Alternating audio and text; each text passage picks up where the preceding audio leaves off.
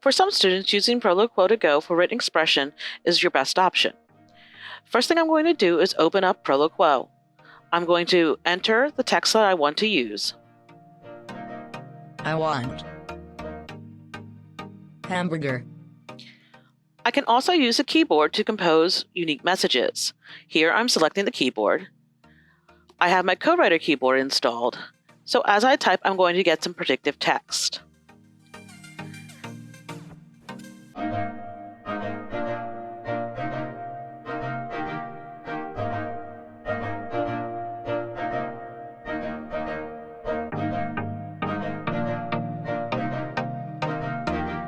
I want cheeseburgers. Once I've entered my text, I'm going to click Insert.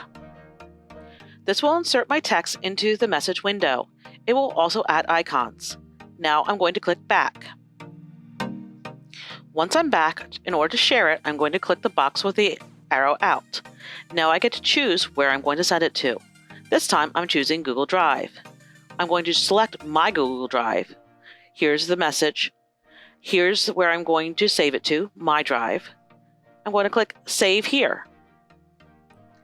Now I'm going to click Upload.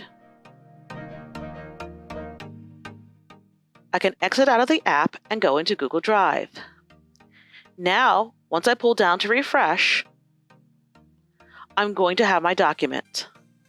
I can open my document, and there is all my text.